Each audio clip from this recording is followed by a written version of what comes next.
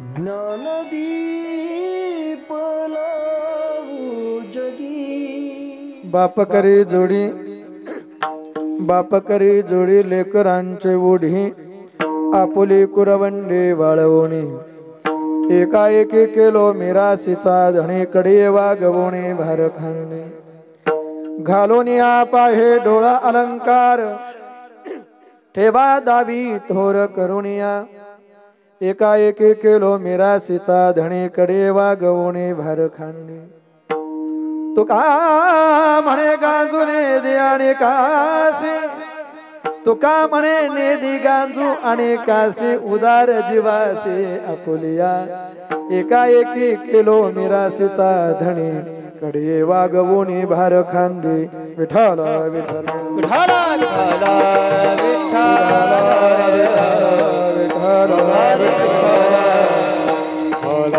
सजयते सिंधुर्वदनो देवयत्पाद पंकज स्मरणं वासरमणिरिवतमसामराशन्नाशयति विघ्नान् समचरण सरोजं सान्द्रनीलाम्बुदाभं जगननिहित पाणि मण्डन मण्डनान् तरुण तुलसीमाला कंधरं कञ्जनेत्रं सदय धवल हास विठ्ठलं चिन्तयामि पंढरीच्या देवराय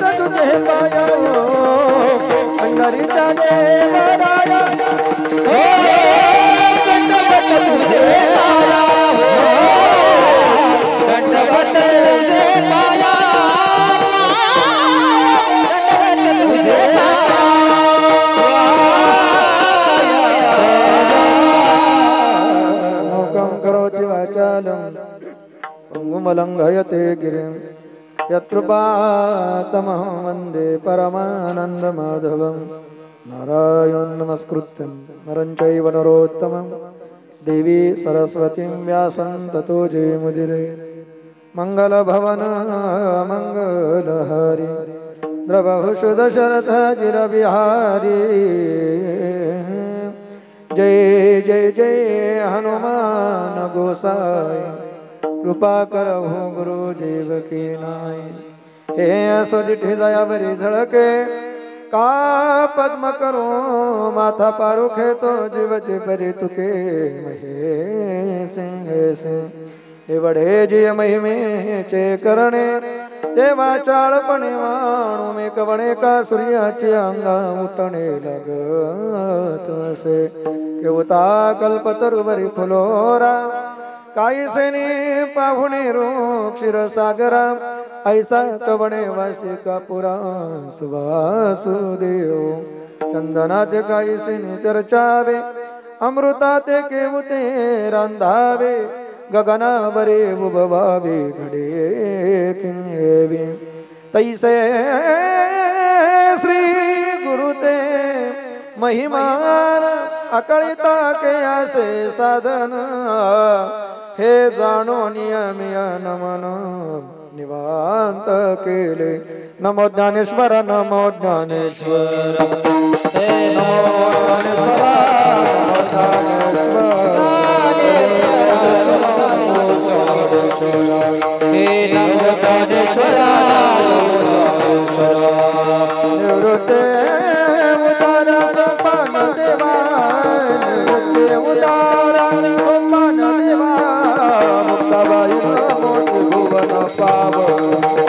मुक्ताबाई नमो त्रिभुवन पाव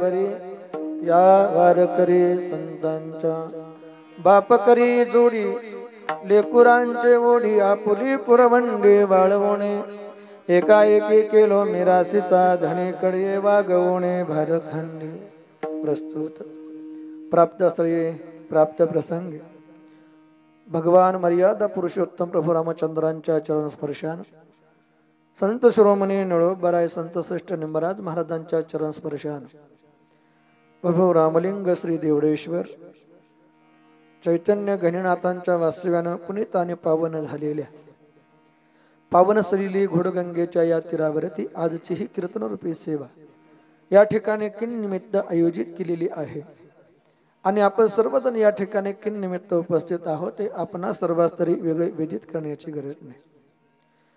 वैकुंठवासी हरिभक्ती परायण मुरलीधर विठोबा घेगडे उर्फ बापू बापूंना आपल्यातून जाऊन आज 1 वर्ष पूर्ण होत आहे. बापूंच्या स्मृतीला अभिवादन करण्याकरता आणि त्यांच्या जीवात्म्याला शांती प्राप्त व्हावी या हेतून त्यांना अखेरची भावपूर्ण श्रद्धांजली आदरांजली तिलांजली अर्पण करण्याकरता बापूंच्या पुण्यस्मरणाच्या निमित्तानं या कुटुंबाच्या विनंतीला मान देऊन आपण सर्वजण या ठिकाणी उपस्थित आहोत. त्या निमित्तानं सकाळी वैदिक पद्धतीनं हिंदू धर्मशास्त्र रीतिरिवाजाप्रमाणे संपन्न झालेला पिंडदानाचा विधी त्या अनुषंगाने केली जाणारी अनेक दानाधिक कर्म आणि या सर्वांमध्येच ज्ञानदान प्रबोधन किंवा नामसंकीर्तन या हेतून आयोजित ही कीर्तनरूपी सेवा विठाला विठाला आणि कीर्तनरूपी सेवेकरता निवडलेला अभंग जगद्गुरु जगदवंद्य श्रीमंत संत दिहुनिवासी तुकोबरा यांचा 4 चरणांचा जवळजवळ सर्वांच्या परिचयाचा पाठ किंबहुना कानपाठ असणारा 4 चरणांचा अभंग कीर्तनरूपी सेवेकरता निवडलाय. एका पित्याचं पुण्यस्मरण आहे म्हणून चिंतना करता जो अभंग निवडला आहे तो जगद्गुरु तुकोबरा यांचा आणि पूर्णपणे बापाचं वर्णन करणार आहे. या अभंगाची खासियत मी बऱ्याच वेळेला आपल्यासमोर मांडली असेल. या अभंगामध्ये ना सिद्धांत ना दृष्टांत.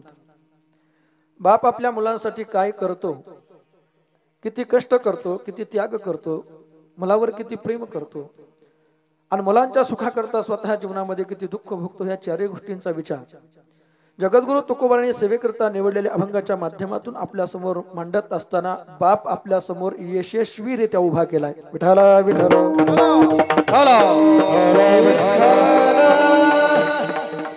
संतांचं वाङ्मय हे निष्कलंक वाङ्मय आहे. मग संतांनी जे लिहिलं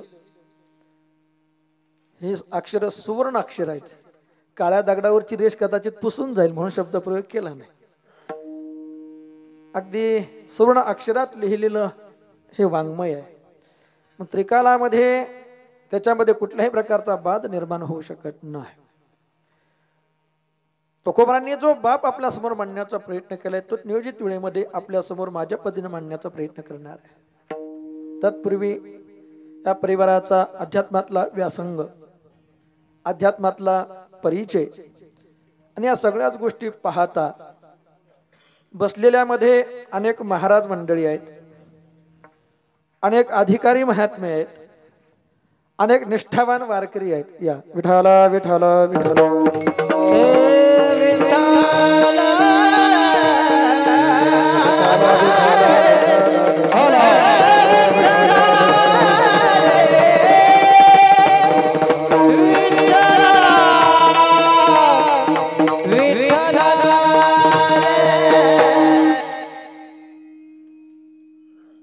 फक्त एक मृदंग वाजतोय,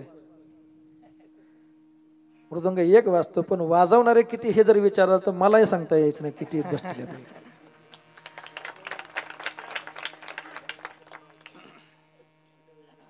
टाळकरी म्हणून आज माझं परमभाग्य आहे.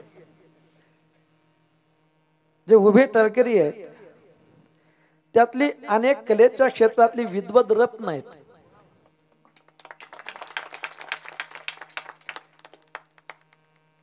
म्हणजे ज्यांना आपण एखाद्या क्षेत्रातला बाप माणूस म्हणतो अशी सगळी संगीताच्या क्षेत्रातली बाप माणसं आहेत. वयानं कमी असली तरी तशी 1-1, 2-2 लेकरांचे बाप असणारच आहेत.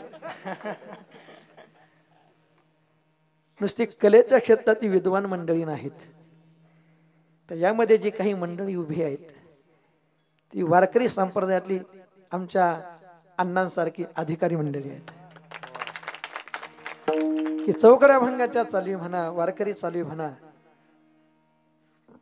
आणि नुसती ही कलाकार मंडळी नाहीत, तर वारकरी परंपरेनुसार नियमात जगणारी आणि नियमात वागणारी ही सगळी महात्मे मंडळी. बसलेल्यामध्ये अनेक विद्वान आहेत, अधिकारी आहेत. प्रत्येकाचं नाव जर घेत गेलो परशुराम महाराज, तर फक्त नाव घेण्यातच वेळ संपून जाईल. कारण इथं आलेली प्रत्येक व्यक्ती अशी आहे की ज्या व्यक्तीचं आवर्जून मी नाव घेतलं पाहिजे, मग कुणाचाच वेगळा नामोल्लेख करत नाही. अनेक कीर्तनकार मंडळी आहेत. आपल्या परिसरातलं एक विवाह वैभव वारकरी संप्रदायातलं महाराज आता या ठिकाणी उपस्थित झालेत. आता मोजत गेलो तर मोजता मोजता वेळ संपून झाली एवढी मंडळी आहेत, अधिकारी मंडळी. याचं एकच कारण आहे, ही बापूंची पुण्याई आहे. हरिभक्त कुण्याही घरात जन्माला येत नाही, त्याकरता जन्माला येण्याकरता कुळ सुद्धा पवित्र लागतं आणि देशही पावन लागतो.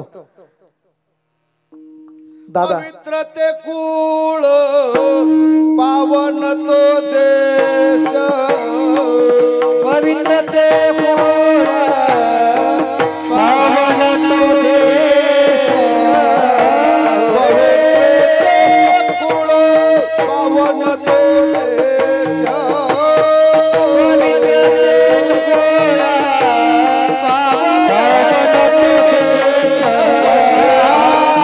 पावन तो जिथे हरिते दास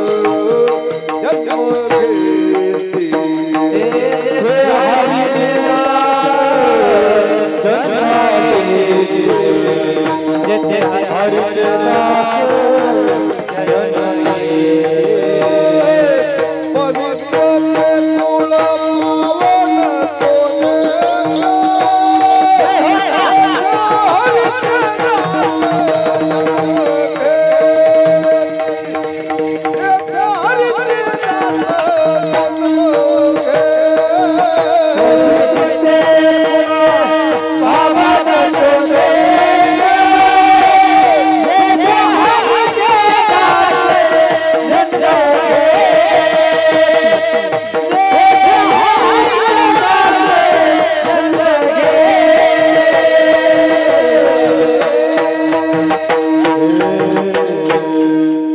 तो परम भाग्य आहे.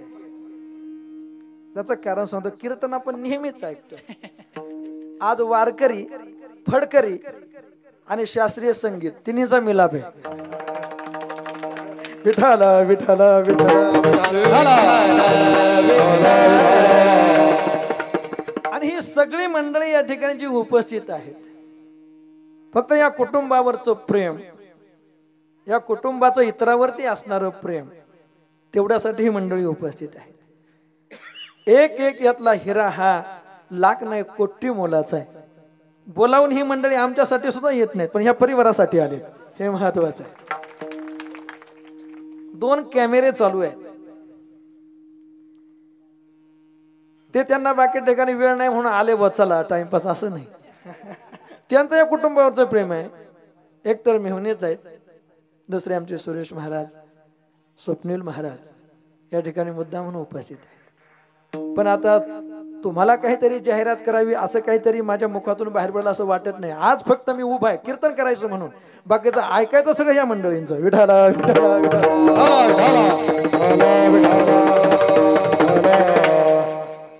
ही बापूंची पुण्याई. मी एवढ्या करता बोललो की ज्यांच्या कुळामध्ये नुसता एक कलाकार नाही, मी ज्याचा वेळोवेळी नामोल्लेख करत असताना संगीताच्या क्षेत्रातला आणि मृदंग विश्वातला कोहिनूर म्हणून ज्याचं नाव घेतो.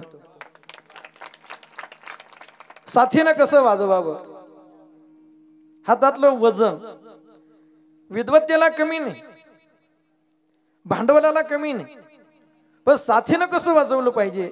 आणि समोरची उभा असणारा कीर्तनकार, गाणारे मंडळी काय योग्यतेच आहेत, मग त्यांना काहीतरी आडवं न लागता त्यांना काहीतरी आडवं न येता उत्कृष्ट पद्धतीनं साथ कशी केली पाहिजे हे ज्यांच्याकडून शिकावं ते मला आनंद वाटतोय. तो भले माझ्याकडे 1-1.5 वर्ष 2 वर्ष राहिला असेल. मृदंगाचार्य हरिभक्ती परायण श्री ओंकारजी महाराज घेगडे, ज्या कुळामध्ये हे रत्न जन्माला आलं, पहिल्यांदा आमच्याकडे ज्यावेळेला तो आला राहिला, मला वाटत नव्हतं तो भगवा शिकेल. साधं सिंपल राहणं, साधं सिंपल बोलणं, आपल्या वागण्यानं आपल्या बोलण्यानं कुणाचं अंतःकरण दुखवून जाऊ नये, हा एकच स्वभाव त्याचा एवढा उपयोगाचा ठरला की मी कीर्तनकार असून जेवढ्या लोकांची माझी ओळख नाही त्याच्यापेक्षा 1000 पटीनं त्याचा परिचय या समाजामध्ये आहे. या परिसरात ऋषिकेश महाराज आमच्या परिसरात ते रत्न आहे आणि तेवढ्या योग्यतेचा हिरा आमच्या परिसरात या 4-5 तालुक्यात तरी शोधून सापडायचा नाही. आम्हाला आनंद आहे. काही अंशामध्ये त्याचं गुरु होण्याचं ही योग्यता कदाचित आमची नसेलही, पण ते भाग्य आम्हाला लाभलं. आणि त्याचं द्योतक ही सगळी मंडळी आज आवर्जून या ठिकाणी उपस्थित आहेत. टाळ घ्यायला कधी कधी कुणी नसतं आमच्या कीर्तनात. आज टाळ घ्यायला टाळ कमी पडले. विठाला विठाला विठाला,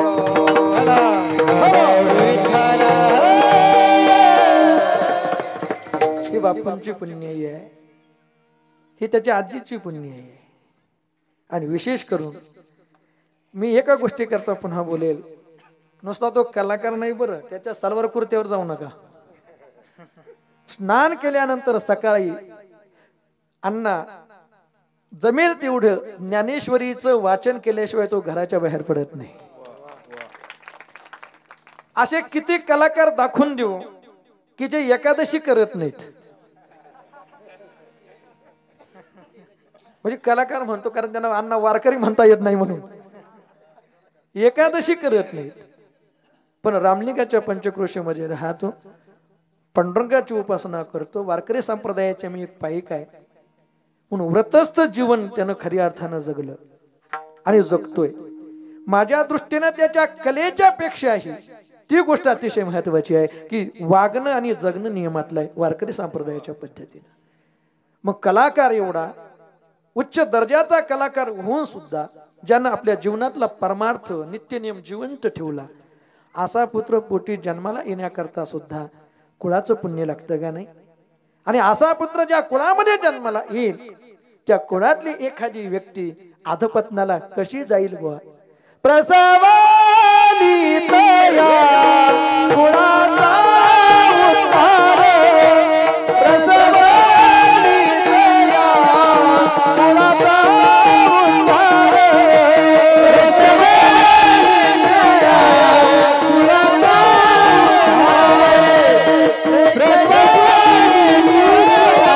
कुळाचा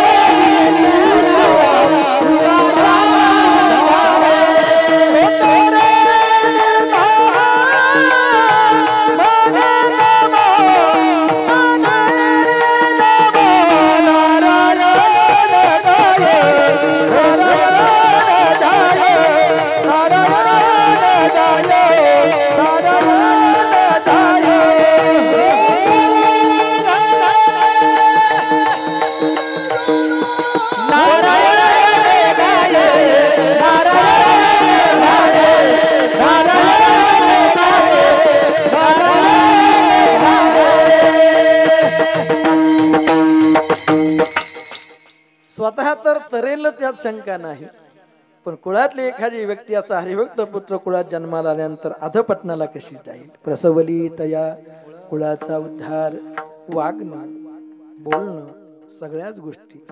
मग किती अधिकारी मंडळी आहेत. मी दादांना पाहिलं एवढा आनंद झाला. दादा शक्यतो कुणाच्याही कार्यक्रमाला वेळ काढणं त्यांच्या दृष्टीने शक्य नाही, पण आज ज्यांच्या आशीर्वादानं त्यांच्या आधाराची पाठीवर फिरणारी थाप त्या माध्यमातून आम्ही तुमच्या समोर उभे आहेत कुठेतरी समाजामध्ये. आज दादा त्याच्याकरता या ठिकाणी उपस्थित आहेत. हे परमभाग्याची गोष्ट आहे. कारण अधिकारी माणसं असे कुणाच्या घरी जात नसतात. आणि तसं तर एवढी वेळ काढून येणं त्यांच्या दृष्टीने शक्य नाही, पण आज फक्त या परिवारासाठी ओंकारसाठी ते इथपर्यंत आले. हे परमभाग्याची गोष्ट आहे. यावरून एकच गोष्ट कळते की या परिवाराचं समाजातलं योगदान, परमार्थातलं योगदान, अध्यात्मातलं योगदान देत असताना वैयक्तिक संप्रदायातला त्यांचा अधिकार, या सगळ्याच गोष्टी अतिशय मला आनंद वाटतो. मी सुरुवातीला म्हटलं, ओंकार तू कोणाला बोलावलं आणि ते नाही म्हणणार असं शक्यच होणार नाही. मित्र आहेच, मी तुझ्या घरातलाच माणूस आहे, कोणालाही बोलू आपण. पण दादांनी सांगितलं कोणाला का, तुम्ही का नको, तुम्हीच पाहिजे म्हणून उभा आहे. बाकीचं वेगळं काही बोलणारे अशातला भाग नाही असतो. या कुटुंबावरचं माझं प्रेम, आणि म्हणून मी खऱ्या अर्थानं आपल्या सर्वांच्या समोर या ठिकाणी उभा आहे. नियोजित वेळेमध्ये पाऊण तास उरलाय. नियोजित वेळेत अभंगावर चिंतन मांडण्याचा प्रयत्न करायचा आहे. जिथपर्यंत जाता येईल तिथपर्यंत पोहोचण्याचा प्रयत्न करायचा आहे. फक्त सुरुवातीला एक निवेदन आपल्याला करतो. ज्या ज्या वेळेला भजन होईल त्यावेळेला हाताने टाळीने मुखानं नामस्मरण करायचंय. आणि आता तसा मनोमन एक संकल्प करा. आता जे हरिकथेचं श्रवण आम्ही करणार आहोत, आता जे नामस्मरण आम्ही करणार आहोत, हे सगळं नामचिंतनाचं पुण्य, नामस्मरणाचं पुण्य, हरिकथा श्रवणाचं पुण्य, आजच्या दिवसाचं तरी आम्ही ज्यांच्या पुण्यस्मरणाच्या निमित्तानं या ठिकाणी उपस्थित आहोत त्या बापूंच्या जीवात्म्याला शांती प्राप्त व्हावी याकरता मी संकल्पित करतो. असा मनोमन संकल्प करा आणि न चुकता ज्या ज्या वेळेला भजन होईल त्या त्या वेळेला भगवत भजन करायचंय, विठ्ठल विठ्ठल म्हणायचंय आणि इकडं तिकडं लक्ष न देता सर्वांगाचं कान करून हरिकथा श्रवण करायची. विठाला विठाला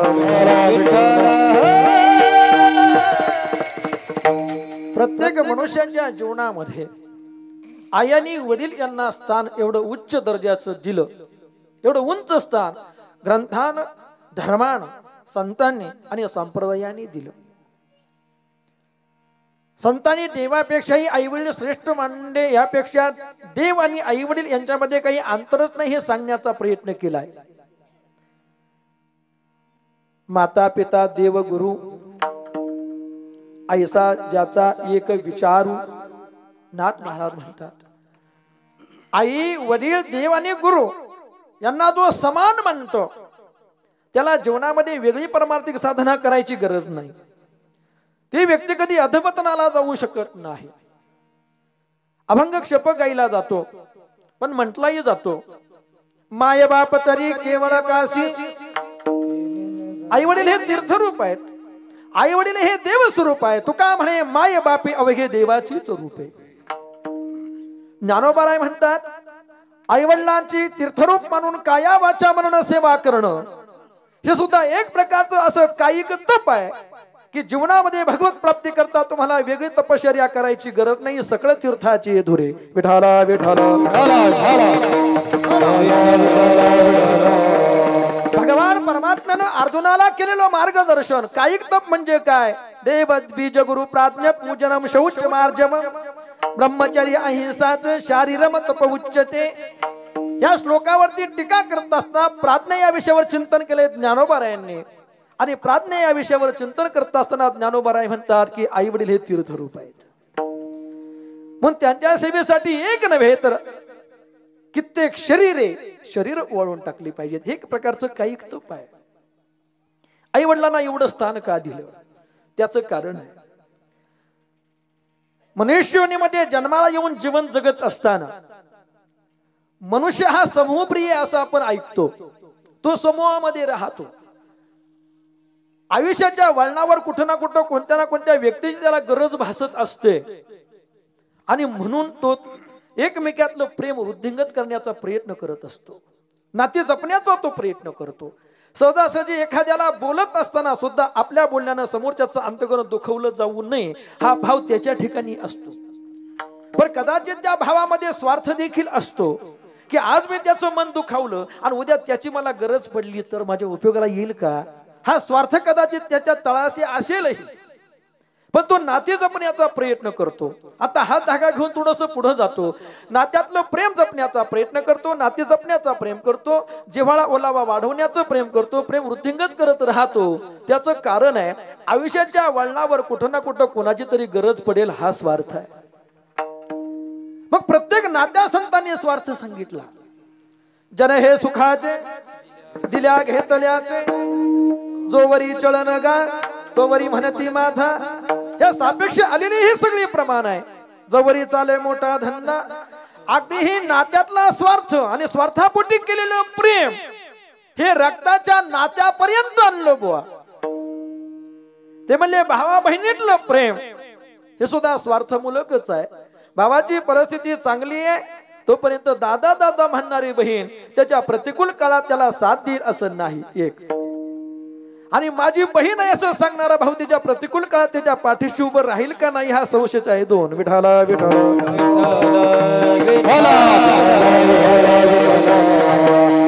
हा स्वार्थ इथपर्यंत नाही. तर नाथ महाराज म्हणतात पतीनी सुद्धा पतीवर प्रेम करते हे त्याचं शरीर सौष्ठव संपत्ती आणि त्याचा अधिकार पाहूनच. जोपर्यंत कुटुंबाची जोर त्याच्या हातात आहे तो अधिकारी आहे कुटुंबातला.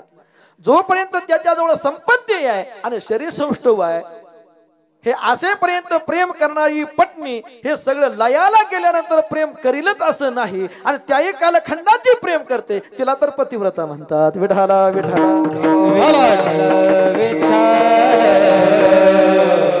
हे मी म्हणत नाही, ज्ञानोबराय म्हणतात. विठाला विठाला विठाला हे एकनाथजी भागवतातलं नाथ महाराजांचं प्रमाण आहे. धनवंत पुरुषासी श्री लवोटवो करी कैसी, कुटकाजे खोनी शुनी जैसी, हलवी पुत्याचे कुकाद पतीची संपत्ती पाहून प्रेम करणारी पत्नी तिला नाथ महाराजांनी कुत्रीची उपमा दिली. विठाला विठाला जसं हातात भाकरीचा तुकडा पाहून एखादी कुत्री जसं मालकाच्या पायामध्ये इकडं तिकडं फिरून आणि शेपूट हलवत राहील. हलवी पुच्छाचे कुकात शुनी जैसी, शुनी म्हणजे कुत्री. पण एवढं लाडानं पायात घोटळणारी ती कुत्री मात्र एकदा भाकरीचा तुकडा तोंडात आला आणि मालक जर जवळ गेला तर त्याच्यावर धावायला सुद्धा मागं पुढे पाहत म्हणून उपमा दिली. आणि ती शरीर सौष्ठव संपत्ती संपली. मग नाथ महाराज म्हणतात त्या धनाची झाली तुटी, श्रीवसव सोनी लागे पाठी, आता ना बळती तुमच्या गोठी जळो गोडी जिण्याची. हा नात्यातला स्वार्थ पती पत्नीच्या प्रेमापर्यंत सांगितला बुवा. विठाला विठाला पण लेकरू कसंही असो त्याच्यावरती निस्वार्थ निर्लोभ अमर्याद प्रेम करणारी दोनच पात्र जगाच्या पाठीवर आहे. ती पहिली आणि दुसरा बाप. विठाला विठाला आई पहिली बाप दुसरा. दोन की मुलाच्या कोणत्याही प्रकारे त्याच्याकडून स्वार्थाची अपेक्षा न करता आपल्या लेकरावर प्रेम करणारी, लेकराच्या सुखाकरता प्रेम करणारी, लेकराचं कौतुक करणारी आई आणि वडील. म्हणून तर संतांनी ग्रंथांनी धर्माने त्यांना उच्च असं स्थान दिलं. आणखी एक सांगू, जगाच्या पाठीवर सगळ्यांच्या उपकारातून मनुष्याला उतराई होतं येतं बुवा. पण त्या जगाच्या पाठीवर दोन पात्र अशी आहेत की ज्यांच्या उपकारातून तो कधीच उतराई होऊ शकत नाही. एक म्हणजे आई वडील आणि दुसरे म्हणजे संत. म्हणून तर वेळोवेळी संतांना इतर कशाची उपमा न देता आई वडिलांची उपमा अनेक ठिकाणी दिलेली आपल्याला पाहायला मिळेल. विठाला विठाला संतांच्या तुलनेत आई वडिलांचा अधिकार कमी काय सांगितला त्याचं दुसरं उत्तर आहे नक्की लेकराचं हित कशाचं आहे हे त्यांना माहित नाही. पण त्यांनी केलेलं प्रेम स्वार्थी नाही. हे संत जेवढं साधकावर प्रेम करतात तेवढं सत्य आहे. त्याच्यामध्ये इतकिंचितही स्वार्थ नाही. म्हणून जगाच्या पाठीवर सगळ्यात मोठा आमच्यावरती उपकार करता येतो म्हणजे देव. जेने हा जीव दिला दान तयाचे करीन चिंतन. एवढंच नाही, दिले इंद्रिय हात पाय कान, दिले इंद्रिय हात पाय कान, डोळे मुख बोलाया वचन, डोळे मुख बोलाया वचन, जेने तू तोडसी नारायण, जेने तू तोडसी नारायण. देवे दिला देह, त्यानं देह दिला, इंद्रिय दिली, पंच ज्ञानेंद्रिय पंच कर्मेंद्रिय अंतकरण चतुष्टय त्यानं दिलं. हे त्याचे आपल्यावरती असणारे उपकार आहेत. पण तुकोबर आहे म्हणतात त्याही देवाच्या उपकारातून आम्हाला उतराई होता येईल बुवा. जेने हा जीव दिला दान, उपकार आहे ना, त्याच्या उपकारातून उतराई होईल मी, तयाचे करीन चिंतन, त्याचं चिंतन करील. अरे एवढं चिंतन करील, एवढं चिंतन करील की त्या देवाच्या ऋणातून मी मुक्त होईलच होईल, पण माझ्या सेवेनं त्यालाही ऋणी करून ठेवील. तू का म्हणे देवा ऋणी करून ठेवशील. सगळ्यात आपल्यावरती मोठा उपकार करता जगाच्या पाठीवर कोण असेल तर तो देव आहे. पण तुकोबर आहे म्हणतात देवाच्याही ऋणातून मुक्त होता येईल, पण आई वडिलांच्या आणि संतांच्या ऋणातून प्रयत्नपूर्वक उतराई होणारा मनुष्य अजून या भूतलावर जन्माला आला नाही बुवा. विठाला विठाला.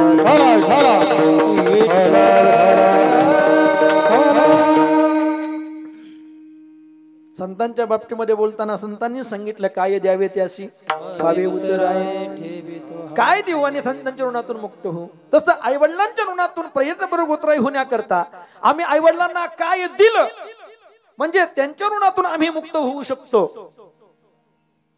तुकोबर आहे म्हणतात नाही देता येत. पण तुकोबर आहे तुम्ही तर म्हणता ना की जगाच्या पाठीवर 3 गोष्टी अशा आहेत त्याची परतफेड करावीच लागते. नाही जर परतफेड झाली तर त्याच्या परतफेडी करता कदाचित पुन्हा जन्माला यावं लागतं बुवा. विठाला विठाला.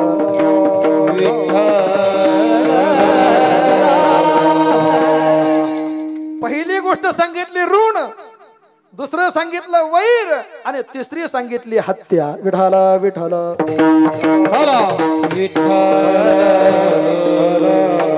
ऋण वैर हत्या हे तो न सुटे निदिता. निदिता म्हणजे परतफेडीशिवाय सुटका नाही. मी बाकीचा विस्तार करत बसणार नाही, वेळ आपल्याकडे कमी पुढं पुढं पळायला लागलाय. त्यातला पहिला मुद्दा सांगितला ऋण. या ऋणाची परतफेड केलीच पाहिजे बुवा. आपण असं म्हणतो या ऋणानुबंधाच्या चुकून पडल्या गाठी. अरे तुमची आमची गाठ पडली त्याचं रूपांतर स्नेहामध्ये झालं, ते स्नेह वृद्धिंगत होत गेला. अरे सख्या भावामध्ये जेवढं प्रेम नाही तेवढं मित्रामित्रातलं प्रेम. लोक म्हणतात अरे नक्की पाठीमागच्या जन्मात भाऊ असली पाहिजेत. हा त्यातला ऋणानुबंध आहे, हे ऋण आहे. माझे गुरुजी एक गोष्ट मला नेहमी सांगायचे, आदरणीय बबन महाराज म्हस्के. गाठी पडतात, भेटी होतात. आयुष्यात किती लोक भेटतात आपल्याला, हजारो लाखो लोक भेटतात. पण सगळ्याशी स्नेह जुळतो का? सगळ्यांच्या बद्दल अंतकरणामध्ये आपुलकी वाटते का? या उलट सांगू का, काही घेणं देणं नसताना एखादा समोर उभा पाहिला तरी डोक्याची शिर उठते. काही कारण नसतं, त्यानं आपला बांध कोरलेला नसतो, पैसे बुडवलेले नसते, तरी तो माणूस समोर पाहिला का आपल्याला रागच येतो. पण एखादी व्यक्ती ओळखीची जरी नसेल तर त्या व्यक्तीला पहिल्यांदा कधीतरी आपण पाहिल्यानंतर आपल्याला असं वाटतं की अरे नाही याला आपण बऱ्याच दिवसापासून ओळखतोय. आमचे गुरुजी सांगायचे हा तर मागच्या जन्मातला काहीतरी ऋणानुबंध आहे. विठाला विठाला. तसं कुणी कुणाला भेटत नाही आणि कुणाशीही स्नेह संबंध जुळत नाही. काही ऋणानुबंध. माझे गुरुजी पुढे जाऊन एक गोष्ट सांगायची, अरे एसटीत प्रवासासाठी निघालात, तुम्ही शिरूरला बसलात आणि अण्णापूरला तुमच्या शेजारी एक जण येऊन बसला. तुम्हाला जायचंय खेडला आणि ती व्यक्ती एक 20-25 मिनिटं तुमच्या शेजारी बसली, पाबळ आलं उतरली, गेली निघून. याच्या आधी कधी भेटली नाही, पुढे भेटलं असं वाटतही नाही. माझे गुरुजी म्हणायचे संपूर्ण आयुष्यात त्या व्यक्तीशी अर्ध्या तासाचा तुमचा आलेला संबंध सुद्धा काहीतरी पाठीमागच्या जन्मातला ऋणानुबंध आहे. तसं शेजारी सुद्धा कोणी येऊन बसू शकत नाही. हे ऋण आहे, त्याची परतफेड केल्याशिवाय मनुष्याला गत्यंतर नाही. मग महाराज तुम्ही तर म्हणाला की आई वडिलांच्या ऋणातून प्रयत्नपूर्वक उतराई होणारा पुत्र अजून भूतलावर जन्माला आला नाही. मग आई वडिलांचं ऋण जर शिल्लक राहिलं तर ऋणाच्या परतफेडी करता आम्हाला पुन्हा जन्म घ्यावा लागेल ना. याच्या करता तर ज्ञानोबा राय म्हणतात तया सेवेशी कीर शरीरे लोन कीजे. त्याकरता तुमच्याजवळ फक्त एकच गोष्ट आहे, ती म्हणजे आई वडिलांची सेवा. एवढी सेवा करा, एवढी सेवा करा, एवढी सेवा करा की कधीतरी त्यांच्या मुखातून एवढं वाक्य बाहेर पडावं, अरे मी भाग्यवान आहे भगवान त्यानं माझ्यावरती कृपा करून असं लेकरू माझ्या पोटी जन्माला घातलं. नक्की पाठीमागच्या जन्मात मी काहीतरी पुण्य केलं असलं पाहिजे म्हणून अशी पोरं माझ्या पोटी जन्माला आली. उभ्या आयुष्यात आई वडिलांच्या मुखातून एकदा जर एवढं वाक्य बाहेर पडलं ना तरी समजा त्यांच्या उपकारातून त्यांनी तुम्हाला, त्यांच्या ऋणातून त्यांनी तुम्हाला कायमचं मुक्त केलं. विठाला विठाला. आई वडिलांच्या ऋणातून आम्हाला मुक्त होता येत नाही बुवा स्वप्रयत्नानं, पण ते कर्ज, ते ऋण, त्याची माफी मात्र त्यांच्याकडून आम्हाला होऊ शकते. परतफेड नाही होत, पण ते ऋण माफ केलं जाऊ शकतं. आणि त्याच्याकरता एकच पर्याय फक्त आपल्या समोर आहे, ती म्हणजे आई वडिलांची सेवा. म्हणून तो ज्ञानोबाराय म्हणतात तीर्थरूप म्हणून त्यांची सेवा करा.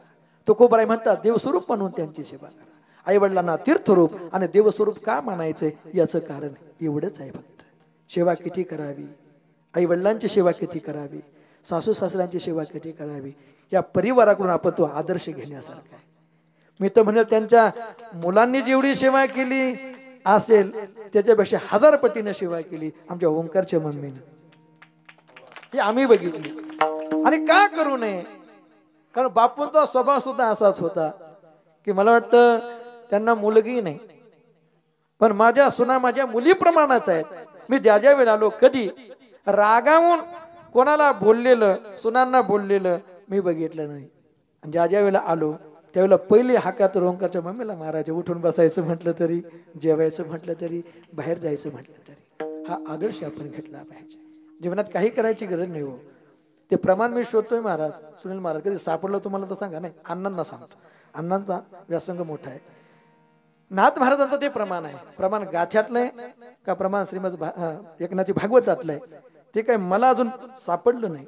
पण नाथ महाराज असं म्हणतात, देवस्वरूप मानून तुम्ही जर आई वडिलांची सेवा केलीत, आई वडील जिवंत आहेत तोपर्यंत आई वडिलांना सोडून तुम्ही कसली तीर्थयात्रा केली नाहीत, आई वडिलांना सोडून कधी तुम्ही गेला नाहीत, फक्त आई वडिलांची सेवा तुम्ही करताय, आई वडिलांच्या जवळ तुम्ही राहताय, फक्त एवढं तरी तुम्ही केलं ना तर तुमच्या उद्धारा करता तुम्हाला जीवनात वेगळा परमार्थ करायची गरज नाही. विठाला विठाला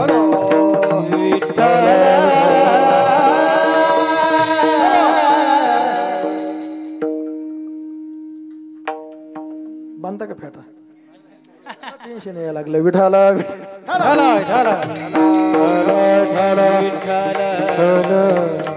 असं वाटतं असंच फेटा कडून यांच्या डोक्यात घालून आपण खाली ऐकायला बसावं. हे नाही, अशी पंचायतही कधी होत नाही ना. विठाला विठाला एक जमेची बाजू किती का महाराज असा ना, पण आजचा महाराज मीच आहे. विठाला विठाला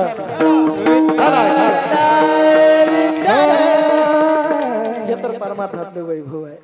प्रत्येकाला यावं वाटावं, भले कीर्तन कोणाचंही असो, प्रत्येकाला यावं वाटावं, हे तर परमार्थातलं वैभव आहे. आणि हे वैभव या परिवाराने मिळवलंय. हेच मला थोडंसं पुढे बोलायचं आहे की आई आणि वडील यांची सेवा हे परमार्थात उद्धारा करता सर्वात मोठं प्रभावी आणि सोपं साधन आहे. मी तो अभंग पुन्हा म्हणेल ते प्रमाण की तुकोबाराय म्हणतात, अरे बघा ना, ज्याची आम्ही भक्ती करतो, ज्याची आम्ही वारी करतो, ज्याचं आम्ही नामचिंतन करतो, तो पंढरपूरचा पांडुरंग तरी कोणासाठी आला? पुंडलिके काय केले परब्रह्म उभे ठेले. आपण सगळं करतो, पण हे सगळं करत असताना आपण हे मात्र विसरतो. पुंडलिकाच्या भावार्थात झाला गोकुळी होणे येता, त्याने किती तपश्चर्या केली, 12 वर्ष 22 वर्ष 2200 वर्ष केली. फक्त आईवडिलांची सेवा ना, आईवडिलांची सेवा सोडून त्यानं केलं काय? दुसरं काहीच केलं नाही. पण त्याची सेवा आईवडिलांची पाहून त्याचं ऋण जर भगवंताच्या डोक्यावर होत असेल आणि आईवडिलांच्या सेवेसाठी भगवान परमात्मा पुंडलिकासाठी येत असेल तर वारकऱ्यांनी पंढरपूरला जाताना पहिला या गोष्टीचा विचार करावा, माझ्या जीवनात मी आईवडिलांची सेवा करतो किती, माझी योग्यता आहे का, माझी लायकी आहे का पंढरपूरची वारी करायची, याचा विचार केला पाहिजे प्रत्येक वारकऱ्याने. विठाला विठाला एक वाक्य थोडस धाडसानं बोलतो. आई वडिलांना जीवनामध्ये कवडीचीही किंमत न देता, आई वडिलांचा द्वेष करत तुम्ही जर पंढरीची वारी करत असाल आई वडिलांना सोडून तुम्ही पंढरपूरच्या वारीला जात असाल, तुमच्या जीवनामध्ये आई वडिलांना यत्किंचितही स्थान जर नसेल, तर ह्या लोकांनी जरूर हे विचार करण्याची गरज आहे की माझी वारी तरी पांडुरंगाला आवडेल काय? की जो आई वडिलांच्या सेवेचं ऋण डोक्यावरती घेऊन पुंडलिकाला भेटण्यासाठी आला, तर आई वडिलांचा दुस्वास करून केलेली वारी त्याला तरी आवडेल का? हा प्रत्येक वारकऱ्याने विचार केला पाहिजे. आई वडिलांचं स्थान याकरता तर जीवनात श्रेष्ठ आहे. देवाची तीर्थाची बरोबरी एवढ्या करता दिली. तीर्थ जसं कोण आला याचा विचार करत नाही, आलेल्याचं पाप क्षालन करण्याचं काम करतो. संत हा अधिकारी आहे का अनाधिकारी याचा विचार न करता प्रत्येकाच्या उद्धाराचा यत्न करतात. तसं आई वडील मुलगा चांगला आहे का वाईट याचा विचार न करता जीवनभर त्याच्या सुखाची कामना करतात निस्वार्थ भावनेनं. हा तर तिन्हीतलं साम्य आहे. विठाला विठाला आता प्रत्येक मुद्द्याकरता प्रमाण देत नाही, पण हे तिन्हीतलं साम्य आहे. म्हणून आई वडिलांचं स्थान जीवनामध्ये प्रत्येकाच्या श्रेष्ठ सांगितलं. मग महाराज असं आई वडील आमच्यासाठी करतात तरी काय, की ज्याच्या करता एवढं उच्च स्थान संतांनी ग्रंथांनी महात्म्यांनी धर्माने त्यांना दिलं, त्या निस्वार्थ कर्माचं वर्णनच करत असताना जगद्गुरु तुकोबाराय म्हणतात, बाप उभे आयुष्यभर कष्ट करतो, काबाड कष्ट करतो, हाडाचिकड रक्ताचं पाणी करतो, पण करतो कशा करता? तुकोबाराय म्हणतात, अरे स्वतःसाठी नाही हो, जेवढं काही करतो ते फक्त लेकरांच्या सुखासाठी. हीच गोष्ट सांगितली अभंगाच्या करे जोडी लेकराची ओढी, करे जोडी लेकराची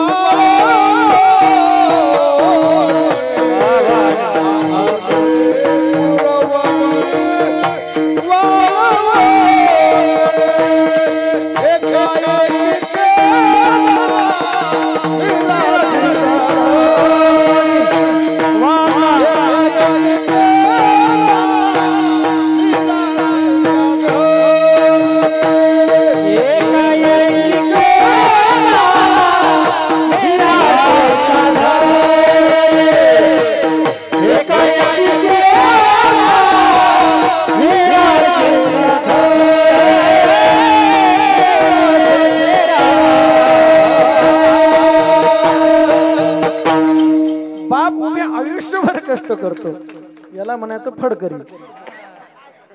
वारकरी आणि फडकरी दोघांचं कॉम्बिनेशन एवढाच वडून चालली असं फडकरी. फडकऱ्यांच्या कीर्तनात आपण जर गेलो ना आपल्या पंचकोशी बसायचीच नाही. मग हे चाललंय काय बुवा नेमकं ऐकायचं सोडून हे कळलं पाहिजे बरं, हे माहीत झालं पाहिजे. तुम्ही एक वाक्य नेहमी बोलताना की आपली पंचक्रोशी परमार्थापासून कोसो दूर आहे. अजून नेमका परमार्थ काय म्हणतात कशाला हे कळायला खूप फिरलं पाहिजे, खूप पाहिलं पाहिजे आणि खूप ऐकलंही पाहिजे. विठाला विठाला विठाला विठाला विठाला. थोडं विषयांतर करतो. आळंदीत आपण गेलो, पंढरपुरात गेलो, आपल्याला कोणाचे कीर्तन आवडतात हो? कधी शिरवळकरांच्या फडावर गेला? आम्ही जाणारच नाही. कधी कराडकरांच्या फडावर गेला? आम्ही जाणारच नाही. कारण आमचं सरळ डोक्याहून 2-4 किलोमीटरच जाते, 2-4 फूट नाही. पण एक सांगू, खरा परमार्थ आणि परमार्थातली निष्ठा ह्यात लोकांनी जतन करून ठेवली. नाहीतर सध्याच्या काळात काय सारी भेसळच झाली बुवा. विठाला विठाला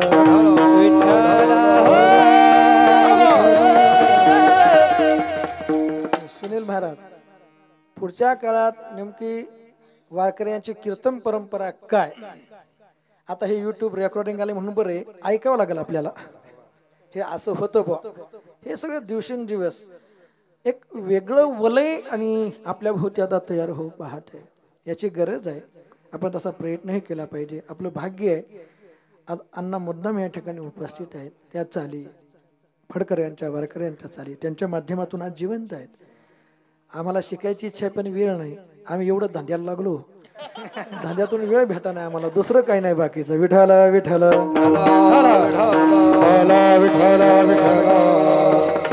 खूप वेळेला बोललो असेल का नाही, मला शिकायचंय अण्णा, शिकायचंय अण्णा, पण ते वेळ नाही. शिकलं पाहिजे पण कोणतरी पुढच्या काळामध्ये तयार झालं पाहिजे. ही संपत्ती आहे, हे धन आहे. हे धन जतन करणं खऱ्या अर्थानं गरजेचं आहे. बाप मुलांच्या सुखासाठी खूप काही करतो. तुकोबाराय म्हणतात संपत्ती जमवतो, पण तो बाप हा विचार करत नाही की जी संपत्ती मी जमवतो ही मुलांच्या कितपत सुखाला कारण ठरेल. पण मी आजच्या या प्रसंगाला अनुसरून एक वाक्य जरूर बोलेल. लेकरा करता बाप संपत्ती जमा करून ठेवतो, पण बापूने कदाचित जमिनी घेऊन ठेवल्या नसतील. विशेष फार मोठा 5-50 एकर जमीन आहे, गाड्या आहेत, घोडे आहेत, बंगले आहेत, अजिबात नाही. जाता जाता तुम्हाला सांगून द्या, सर्वांना माहित नसेल, एक एक काळी अगदी दारूचं व्यसन असणारे बापू, पण नंतरच्या काळामध्ये एवढे परमार्थिक कसे झाले असतील मी विचार करत होतो. आमचे सदा मामा त्यांचे मेहुणे या ठिकाणी उपस्थित आहेत. या परिवाराच्या माध्यमातून अध्यात्माचे संपर्क आला आणि सगळं काही सोडून दिलं. मी ज्यावेळेला त्यांना बघितलं, ही 3 माणसं मला कायम दिसायची पायी पायी जाताना. दर सोमवारी रामलिंगाच्या दर्शनाला, सप्ताहामध्ये कीर्तन ऐकण्याकरता, सरदवाडी म्हणू नका, कडलवाडी म्हणू नका, रामलिंग म्हणू नका, एक ते पांढऱ्या फेटेवाले बाबा हा ते समोर बसले. नाव तर मला सांगता यायचं नाही. सदा मामा चंद्रराव काहीतरी म्हणते. विठाला विठाला विठाला. ते पिशव्या अडकवलेल्या गळ्यात, त्यांच्या हातात काठी, शबनम हातात काठी. सदा मामा ते आणि बापू कायम आमच्या घराजवळून जाताना दिसायचे. रात्री आपल्यामुळं कोणाला त्रास नको, मग रात्री तिथंच झोपायचं, सकाळी आंघोळ्या करायला घरी पुन्हा पायी पायी. एवढा परमार्थ त्यांनी केला. नुसता त्यांनी केला नाही, ती परमार्थाची शिदोरी, हे धन पुढच्या पिढीकडे त्यांनी सुपूर्द केलं. एक सांगू का, मी कीर्तनकार म्हणून तुमच्या समोर उभा आहे, पण मी एक गोष्ट बोलू शकत नाही, माझ्या वडिलांची मिरासी गादेवा हे म्हणण्याचा अधिकार मला नाही. एक लौकिक दृष्टिकोनातून मावस वंशानं, कारण ती परंपरा माझ्या मागे नाही, पण आमचा ओंकार मात्र ही गोष्ट म्हणू शकतो की माझ्या वडिलांची मिरासी गादेवा, तुझी चरण सेवा पांडुरंगा. हे पांडुरंगा, हे धन मला कुठून मिळालं सांगू का, ही जोडी मला कुठून मिळाली सांगू का, ही माझी नाही, ही माझ्या आजोबांनी, माझ्या आजीनी, माझ्या वडिलांनी हे माझ्याकडे दिलेलं आहे. हे देवा, खरं सांगू, ही मिरासी त्यांनी मला दिलेली आहे आणि याचा अभिमान मी का धरू नये. देवा ही माझी मिरासी, देवा ही माझी मिरासी, देवा ही माझी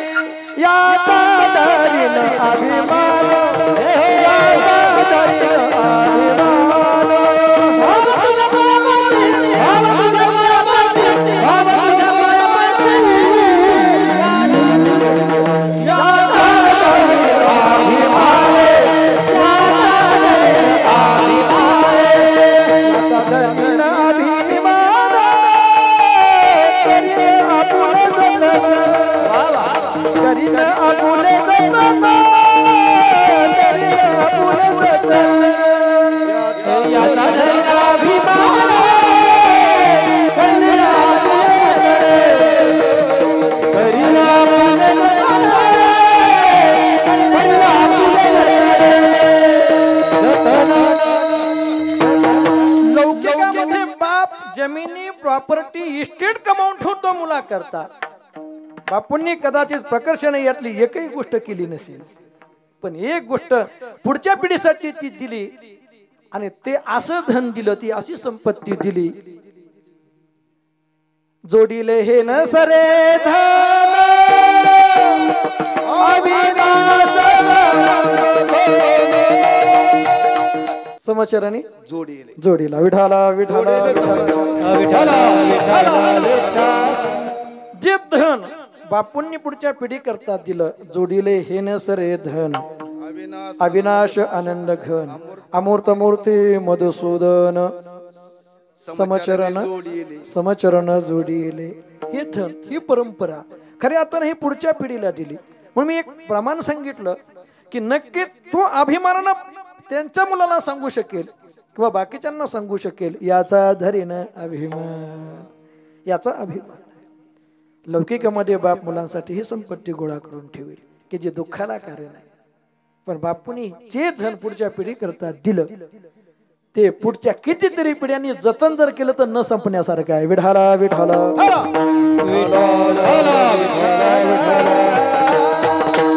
बाप म्हणून त्यांनी आपली भूमिका दोन्ही पद्धतीनं आणि पूर्णपणे प्रामाणिकपणे पार पाडली. मुलांच्या करता काहीतरी उदरनिर्वाह करता साधन असावं म्हणून काही अंशामध्ये प्रॉपर्टी उभी करून ठेवली, पण एवढी प्रॉपर्टी नको की मुलांनी असं समजावं आम्हाला काही करायची गरज नाही बुवा, म्हणून मुलं वा मार्गाला जातील. मर्यादितच जगण्यापुरता आहे, तुम्हाला फार काही पाहिजे तर कष्ट करा आणि जगा. आणि हे करत असताना नंतरच्या कालखंडात एवढा परमार्थ बापूंनी केला. अगदी शरीर थकलेलं असून सुद्धा लंगडत लंगडत काठी घेऊन कथा कीर्तनांचं श्रवण करण्याकरता जायचे. आणि त्याचं तर फलित की असं हरिभक्त आणि विद्वान नातू त्यांच्या कुळामध्ये खऱ्या अर्थानं जन्माला आला. हे धन बापूंनी जमा करून ठेवलं. नंतरच्या कालखंडामध्ये अगदी पराकाष्ठेनं चालत जाणं ह्या सगळ्या गोष्टी घडल्या. याकरता हे प्रमाण लागू पडेल. बाप करी जोडी लेकुरांचे ओढी आपुली कुरवंडे वाळवणी. शेवटपर्यंत परमार्थ त्यांनी जपला आणि त्या परमार्थाचं फलित की जागेवरची पडून असून सुद्धा परिवाराने एवढी सेवा केली की त्यांच्या आजारपणाचं यत्किंचित दुःख त्यांना होऊ दिलं नाही. शेवटी काय आहे, हा देह प्रारब्धाच्या अधीन आहे. ह्या शरीराला सुख दुःख प्राप्त होणं, संयोग वियोग जन्म मृत्यू हे प्रारब्धाच्या हातात आहे. देहतवा आहे प्रारब्धाधीन किंवा देहतवा आहे भोगाच्या अधीन, दोन्ही अभंग आहेत. शरीरामध्ये व्याधी जडणं, आजारपण येणं हा भाग प्रारब्धाच्या हातात आहे. मात्र प्रारब्धानुसार वाट्याला आलेला भोग भोगण्याकरता जी ताकद अंतःकरण वृत्तीची प्रबळता लागते ती परमार्थाने आणि भगवत कृपेनं प्राप्त होते, एवढं मात्र खरं आहे. आणि तो परमार्थ शेवटच्या कालखंडामध्ये त्यांना उपयोगाचा ठरला. त्याही कालखंडामध्ये अंतःकरणाला उदासीनता अशी कधी वाटली नाही. आणि एवढी व्याधी आणि सहन करत असताना, एवढं दुःख सहन करत असताना सुद्धा प्राणोत्क्रमण कसं घडलं बघा ना. झाकली घटीचा दिवा नेनो काय झाला के धवा ऐशिया परी पांडवा दे ठेवी. ऋषिकेश महाराज कधी लोकांचे प्राण जात नाहीत, पाय आपटतात, हात पाय खोडतात, मग महादेवाला अभिषेक करावा लागतो, देवा उचल बाबा लवकर. आता हे डोळ्यानं बघवत नाही. एवढी व्याधी सहन केली, पण प्राणोत्क्रमण सुद्धा त्या पद्धतीनं घडलं की जीवनभर केलेली जणू काही भक्ती त्यांच्या शेवटच्या क्षणामध्ये उपयोगाला आली. ही परमार्थाची हरिभक्तीची शिरोरी खऱ्या अर्थानं बापूने पुढच्या पिढीला दिली. बाप करी जोडी लेकुरांची ओढी आपुली कुरवंडे वाळवणे. आणि अगदी तुकोबरायांनी म्हटल्याप्रमाणे ही सगळी संपत्ती पुढच्या पिढीला देऊन या संपत्तीचा मालक खऱ्या अर्थानं नक्कीच त्याला बनवून टाकलं. तुकोबारे अभंगाच्या दुसऱ्या चरणात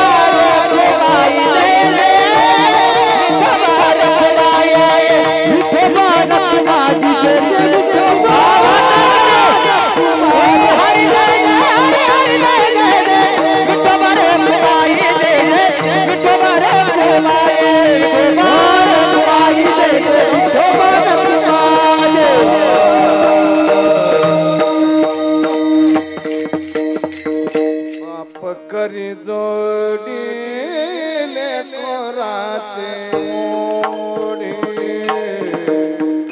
बाप करी जोडी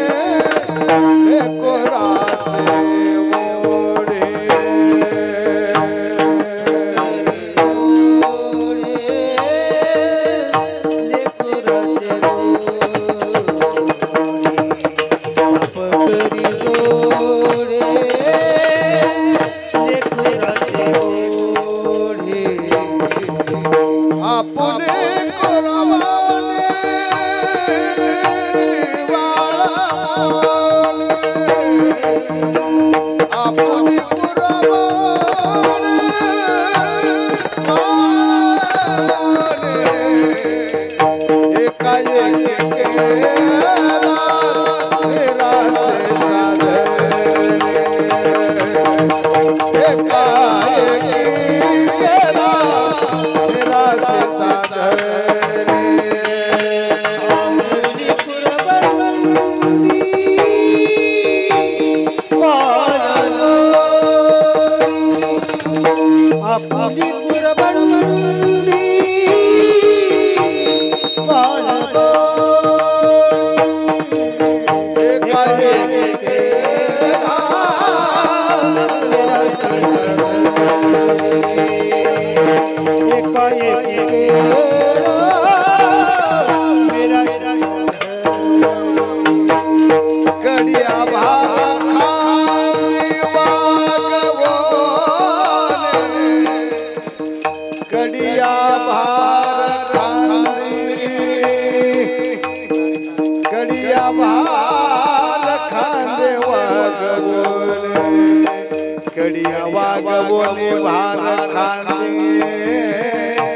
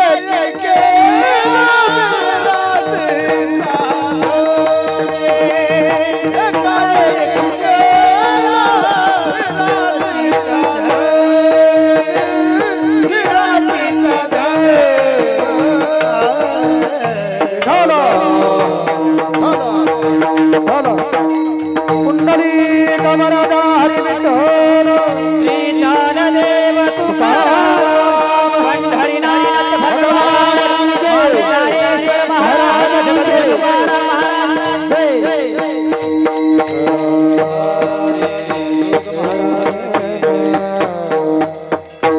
काय केलो मिराशीचा धणी कडेवा गवणे भार खांदे. मुद्दा लौकिकातला बाप मी आपल्या समोर मांडला नाही. बापूंनी जीवनामध्ये केलेला परमार्थ खऱ्या अर्थानं बापूंनी जीवनामध्ये धरलेली भक्तीची कास त्यांना या भवनदीच्या पहिल्या तेरापर्यंत पोहोचवण्याकरता कारण ठरणार आहे. कारण माता शबरीला नवविधा भक्तीचं ज्ञान देत असताना जी दुसरी भक्ती भगवान प्रभू रामचंद्रानं शबरीला सांगितली ती हीच आहे. प्रथम भगती संतन कर संगा दुजी ते रती मम कथा प्रसंग. प्रभू म्हणतात पहिली भक्ती ही संतांची संगती आहे, तर दुसरी म्हणजे कथा श्रवणाच्या ठिकाणी रती असणं, प्रेम असणं. आणि दुसरी भक्ती बापूने खऱ्या अर्थानं त्यांच्या जीवनामध्ये पराकाष्ठेनं केली. कीर्तन श्रवणाकरता, हरिकथा श्रवणाकरता अगदी जीवाचा आटापिटा करून या परिसरात तर ते कुठं हजर नाहीत असं कधी दिसलंच नाही.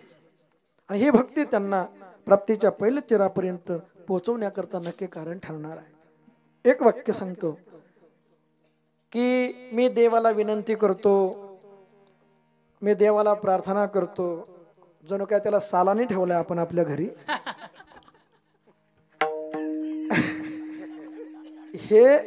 हे बोलण्याकरता सुद्धा तिथं अधिकारी पाहिजे वास्तविक.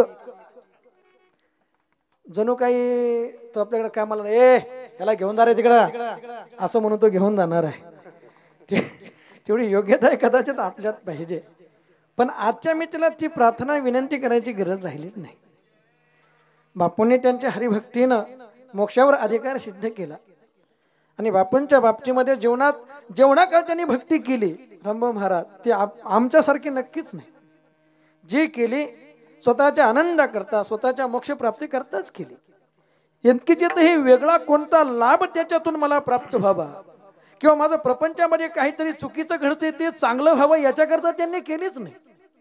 केली स्वतःच्या आत्मोद्धाराकरता, स्वतःच्या आत्मिक कल्याणाकरता, आध्यात्मिक कल्याणाकरताच केली. आणि म्हणून जसं तुकोबराय म्हणतात तसं नक्कीच बापू सुद्धा शेवटच्या क्षणामध्ये हेच म्हणत असेल की हे देवा, जी भक्ती केली ना मी तुझी, मी निष्ठेनेच केली. आता मला मृत्यूचं भय नाही, मृत्यूची भीती मला वाटत नाही. बस माझ्या दृष्टीनं शेवट तो भला, शेवट तो भला,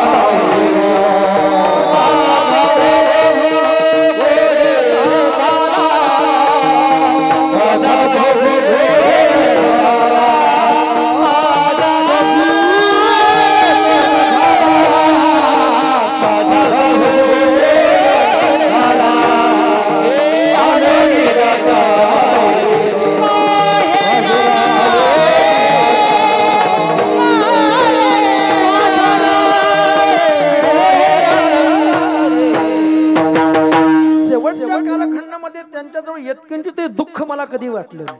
ते आयुष्यभर केलेल्या निष्ठेने केलेल्या भक्तीचं ते द्योतक आहे, त्याचा तो परिणाम आहे. आणि म्हणून कदाचित त्यांना ते दुःख वाटलंच नाही.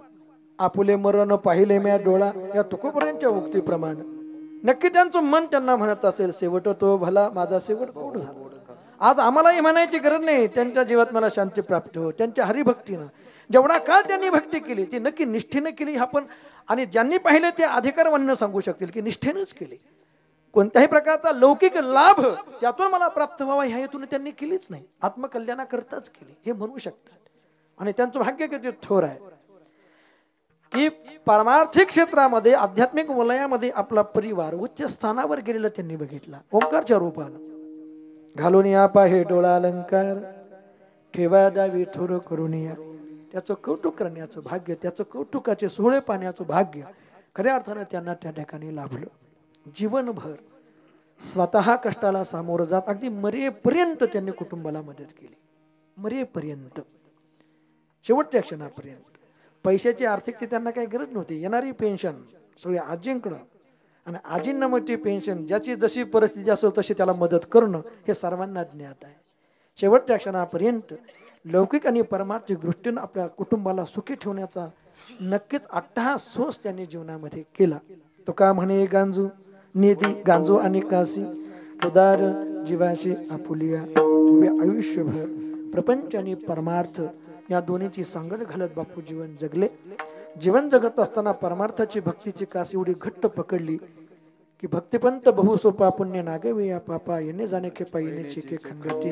किंवा पुढे भक्तीने धरलेले हाती या नियमाप्रमाणे ते प्राप्तीच्या पहिल्या तीरापर्यंत आज नक्की पोहोचले. आणि तरी त्यांना थोडंफार काही पुण्य तिथं कमी पडत असेल तर मी सांगितलं, आपण संकल्प केलाय आजच्या कथाश्रवणाचं पुण्य, आजच्या नामस्मरणाचं पुण्य आपण संकल्पित करायचंय. ही तर श्रद्धांजली आहे, ही आदरांजली आहे. नुसतं यायचं रेटून खायचं निघून जायचं ही श्रद्धांजली नाही. नाहीतर मग त्या कुटुंबात सहभागी, दुःखात सहभागी होण्याकरता जायचं म्हणजे पुढच्या पंचवर्षाला ते मला मदत करतील हा हेतू इथं नाही. इथं येणाऱ्या प्रत्येक व्यक्तीचा हेतू हा पाहिजे की त्या व्यक्तीला श्रद्धांजली वाहण्याकरता जर मी आलोय, समर्पित करण्याकरता मी आलो, तर मी माझ्या पुण्याचा काही भाग याकरता समर्पित करेल की ते पुण्य त्या व्यक्तीच्या, त्या महात्म्याच्या, त्या जीवात्म्याच्या उद्धार करता त्याला कारण ठरू. ही भावना ज्याच्या अंतकरणात आहे तो श्रद्धांजली व्हायला आलाय. हा जो काही आशेनं आलाय तो त्याच्यासाठी आलाय, कुटुंबासाठी नाही आला, हे ध्यानात ठेवा. पहिलं श्रद्धांजली हा शब्दच याच्या करता आहे की जी अंजुली पुण्याची समर्पित करायची, श्रद्धेनं समर्पित करायची, म्हणून ती श्रद्धांजली आहे. अगदी हा भाव प्रत्येकाच्या ठिकाणी असला पाहिजे. काहीच पुण्य कमी पडलं बापूंच्या उद्धाराकरता त्यांना ठिकाणी ते समर्पित हो असा मीही या ठिकाणी म्हणून संकल्प करतो. आपणही तो संकल्प करावा. पुन्हा एकदा त्या वाक्याचा आपण उच्चार करतो. प्रपंच आणि परमार्थ या दोन्हीची सांगड घालत असताना आदर्श जीवन बापू जगले, खऱ्या अर्थानं जगले की जो आदर्श प्रत्येक वारकरी संप्रदायातल्या व्यक्तीनं घेण्यासारखा आहे.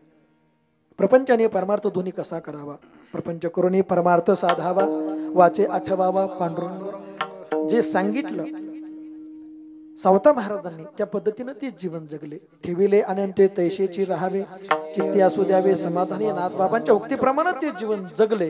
आणि ठाईच वैसोनी करा एक चित्त नलगती सयास जावे वनंतरा, हे तुकोबऱ्यांच्या उक्तीप्रमाणे ते जीवन जगले. आसवनी संसारी जी वेगवेगू करी या ज्ञानोबऱ्यांच्या उक्तीप्रमाणे ते जीवन जगले. आणि खरंच यथार्थ सार्थ जीवन बापू नक्कीच जगले आणि मोक्षावर अधिकार त्यांनी सिद्ध केला. माझं परम भाग्य आहे. बापूंच्या पुण्यस्मरणाची सेवा अगदी मी नको म्हणत असताना सुद्धा माझ्याकडे आली. माझं परम भाग्य आहे. कधी कधी नाईलाजानं काहीतरी बोलावं लागतं, बोलावंच लागतं. छान आहे, चांगला आहे, बरा आहे, शेवटी बरा एवढंच म्हणावं लागतं. बोलण्यासारखं काही जीवनामध्ये नसतंच. आज बापूंच्या जीवनावर मी किती जरी बोलत गेलो तो काय बोलू आणि किती सांगू असं होऊन जातं. नक्की बापूंनी जीवन आपलं आमदारांच्या भाषेत यथार्थ सार्थ करून ठेवलं. समाधानात समाधी प्राप्त होणं याचंच नाव आहे मोक्ष. आणि तो मोक्ष बापूंनी नक्कीच आपल्या जीवनामध्ये प्राप्त करून घेतला, याबद्दल कुठल्याही प्रकारचा संशय नाही. तरीही मी माझ्या रासकर परिवाराच्या वतीनं आज गहिनाथांची दिंडी आणि प्रभुश्री रामलिंग देवळेश्वर संत शिरोमणी नळोबाराय पालखी सोहळ्यातले निम्मे वारकरी पालखी सोहळ्यातले महाराज. इथं आलेल्यापैकी निम्म्यापेक्षा जास्त लोक पालखी सोहळ्यातली. कारण या कुटुंबाचं, ह्या परिसरातलं असणारं आध्यात्मिक क्षेत्रातलं हे योगदान ह्या सर्वांच्या वतीनं, उपस्थित आपणा सर्वांच्या वतीनं बापूंच्या स्मृतीला विनम्र अभिवादन करतो आणि भावपूर्ण श्रद्धांजली अर्पण करतो. बापू आपल्यातून गेले, एक परमार्थाचा वारसा आपल्याला देऊन गेले, एक परमार्थाची वाट आपल्याला दाखवून गेले. बापूंचे उपकार ही स्मृती या कुटुंबाच्याच नव्हे तर आपल्या कोणाच्याही स्मृतीपटलावरून न पुसण्यासारखी आहे. ज्या ज्या वेळेला कथा कीर्तन सप्ताह गावात होतील त्या त्यावेळेला बापूंची आठवण झाल्याशिवाय राहणार नाही. ज्या ज्या वेळेला घरी कार्यक्रम होतील त्यावेळेला परिवाराला, त्यांच्या तिन्ही मुलांना बापूंची आठवण झाल्याशिवाय राहणार नाही. आणि हे खऱ्या अर्थानं मनुष्याचं जीवनातलं कर्तव्य आहे की जे कर्मरूपानं, कर्तव्य रूपानं या ठिकाणी स्मृतीच्या माध्यमातून जिवंत राहतं. फक्त स्मृतीचा ठसा बापूने प्रत्येकाच्या स्मृती पटलावरती कोरून ठेवलेला आहे. ती स्मृती कधी न विसरण्यासारखी आहे. माझं परमभाग्य आहे की बापूंच्या पुण्यस्मरणाची सेवा माझ्याकडे आली. वास्तविक किती कीर्तनकार आहेत आज आलेले, जवळजवळ सगळेच कीर्तनकार आहेत. फक्त उभं राहून कीर्तन करत नाही एवढंच आहे. सगळी कीर्तनकार मंडळी आहे. कीर्तनकाराला जे सुचत नाही हे कीर्तनकाराच्या पुढचं त्यांना आठवतंय अशी ही सगळी मंडळी आणि महात्म्यांची कीर्तन ऐकलेली. तरी आज एवढा मोठा हा जनसमुदाय, इथं श्रोते सुद्धा, गायक सुद्धा, वादक सुद्धा सगळे त्यांच्या त्यांच्या ठिकाणी एक अनमोल रत्नच आहेत. प्रत्येक जण इथं आलेली व्यक्ती आणि हे सगळी अनमोल रत्न आज या परिवाराच्या दुःखामध्ये सहभागी होण्याकरता, बापूंना श्रद्धांजली अर्पण करण्याकरता आली. याचं कुटुंबाची महत्ता आपल्याला दिसून येते. पुनश्च एकदा बापूंच्या स्मृतीला विनम्र अभिवादन करतो. ते सतत आपल्या स्मरणामध्ये राहतील हा भाव या ठिकाणी व्यक्त करतो. झालेली सेवा सर्व टाळकरी, कोणाचाही वेगळा नामोल्य करत नाही. सगळे टाळकरी मंडळी जमले, सगळे मृदंगाचार्य मंडळी, गायनाचार्य मंडळी, अनेक कीर्तनकार, भागवत कथाकार, रामकथाकार मंडळी या ठिकाणी उपस्थित आहेत. या कुटुंबावर प्रेम व्यक्त करण्याकरता अनेक क्षेत्रातली, आमच्या दादांच्या संपर्कातली, ओंकारच्या संपर्कातली, दादांचे दोन्ही बंधू त्यांच्या संपर्कातली सगळी मंडळी या ठिकाणी उपस्थित आहेत. या कुटुंबाचा एक जवळचा घटक, एक स्नेही या नात्यानं उपस्थित आपणा सर्वांचं या ठिकाणी ऋण व्यक्त करतो. हे समोर जे दोन कॅमेरे दिसतेत, आमचे सुरेश महाराज गावडे आणि आमचे स्वप्नील भैया, हे ठिकाणी ते तर नातेवाईकच आहेत, पण हे सुरेश महाराज सुद्धा या कुटुंबाच्या प्रेमासह या ठिकाणी उपस्थित आहेत. त्यांचं या ठिकाणी वेगळे परिवाराच्या वतीने ऋण व्यक्त करतो. पुनश्च एकदा नारदाच्या गादीवरून आपलं दर्शन घेतो. आज मी दादांचं या ठिकाणी ऋण व्यक्त करतो. अगदी यत्किंचित तरी दादांना वेळ नाही तरी दादा आज या ठिकाणी उपस्थित आहेत. मुद्दाम होऊन जाणीवपूर्वक दादांचं ऋण वेगळे परिवाराच्या माध्यमातून या ठिकाणी व्यक्त करतो. सर्वांना नतमस्तक होतो नारदाच्या गादीवरून. झालेली सेवा आपल्या सर्वांच्या चरणी, बापूंच्या चरणी, प्रभू रामलिंग देवडेश्वर, संत शिरोमणी नळोबराय, संत श्रेष्ठ निमराज महाराज, गैनीनाथांच्या ज्ञानोबा तुकोबाराय जोग महाराजांच्या चरणी समर्पित करून सेवेला या ठिकाणी विराम देतो. ज्ञानेश्वर माऊली ज्ञानराज महाराज, ज्ञानेश्वर माऊली ज्ञानराज माऊली, हे ज्ञानेश्वर ज्ञानेश्वर ज्ञानेश्वर माऊली ज्ञानराज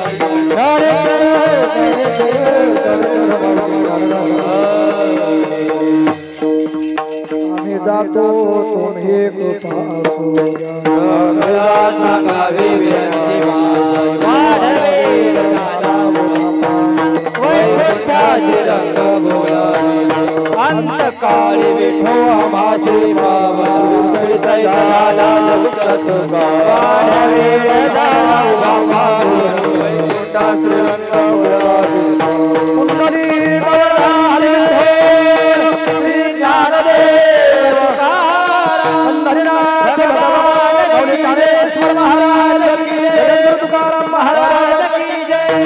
सर्वांनी आपली पुष्पांजली तिथं फुलं ठेवलेली आहेत. दर्शनाला येताना प्रतिमेला समर्पित करायचे. विठ्ठल जय जय जय विठ्ठल जय जय ओंकार दादा, विठ्ठल जय जय विठ्ठल जय जय बोललेले परिवेडी वापडी उत्तर करा क्षमा अपराध महाराज नाही उच्चारले ना कारण व्यापुला करा क्षमा अपराध महाराज तुका म्हणे त्या विचाराला का पाय बघितला करा क्षमा अपराध महाराज ज्ञानदेव